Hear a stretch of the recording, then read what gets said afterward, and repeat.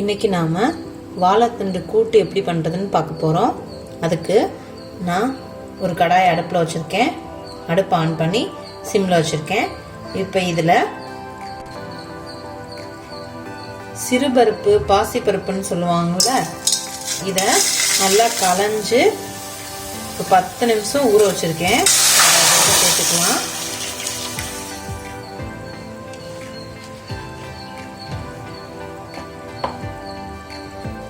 இது கூடவே ஒரு பாதி தக்காளியை நீட்ட வாக்கில் நறுக்கி வச்சிருக்கேன். அதையும் சேர்த்துக்கலாம். நல்லா வேகட்டும். இது 3/4 பதம் வரைக்கும் நல்லா வேகட்டும். அடுப்பை சிம்ல வச்சுக்கோங்க. இருக்கட்டும்.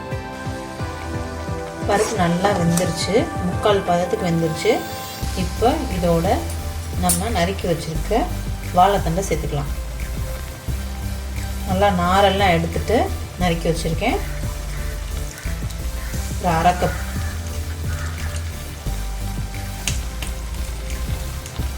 அடுப்பை சிம்மில் வச்சுக்கோங்க. எல்லாத்தையும் சேர்த்துட்டேன். நல்லா கலந்து விட்டு வேக விட்டுக்கலாம். வேகிறதுக்கு லைட்டாக தண்ணி தெளிச்சுக்கோங்க. பருப்பு வேகும்போது தண்ணி இருந்துச்சுன்னா பரவாயில்ல. எனக்கு தண்ணி கம்மியாக இருக்குது, அதனால கொஞ்சோண்டு தண்ணி சேர்த்துக்கிறேன். நம்ம கூட்டாக தான் வைக்க போகிறோம், அதனால் நம்மளுக்கு தண்ணியாக தான் வேணும்.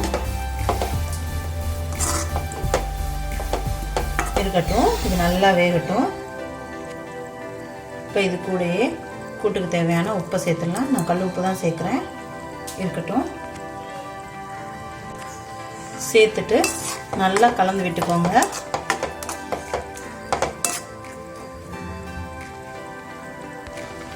இது கூடவே கொஞ்சோன்னு மஞ்சள் சேர்த்துக்கலாம். ஒரு 1/4 டீஸ்பூன் மஞ்சள் பொடி சேர்த்துட்டு நல்லா கலந்து விட்டுக்கோங்க.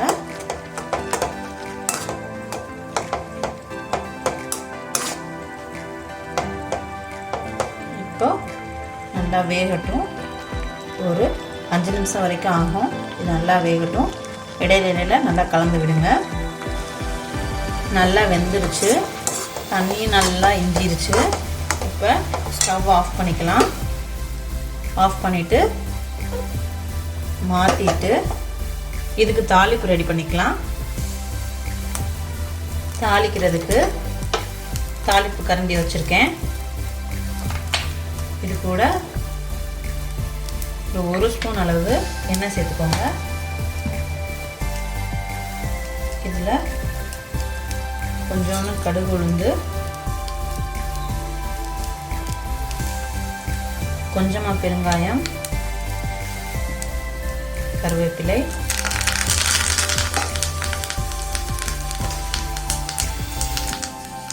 கூடவே 2 காஞ்ச மிளகாவை காம்பை எடுத்துட்டு 2ஆ கிள்ளி சேர்த்துக்கிறேன்.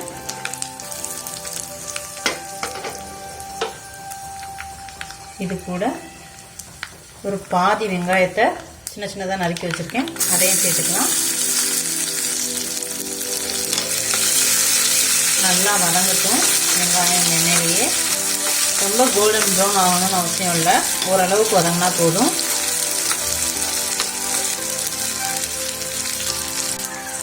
நம்ம காரத்துக்கு மிளகாத்தூளும் பச்சை மிளகாவோ எதுவும் சேர்க்கலை. 2 வரமிளகா மட்டும்தான் சேர்த்துருக்கோம். இதுவே கரெக்டாக தான் இருக்கும் குழந்தைங்க சாப்பிட்றதுக்கு. இதுக்கு மேலே காரம் தேவைப்பட்டுச்சுன்னா நீங்கள் வேக வைக்கும் போதே 2 பச்சை மிளகா சேர்த்துக்கலாம். இப்போ இது நல்லா வதங்கிடுச்சு.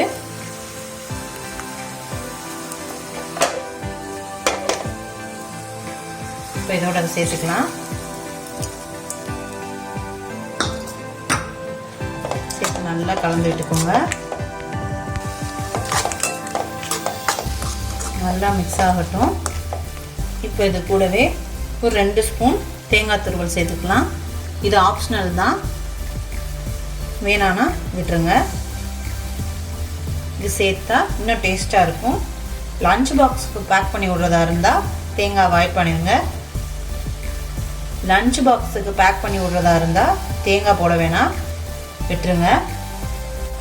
இதையும் நல்லா மிக்ஸ் பண்ணி விட்டுக்கலாம்.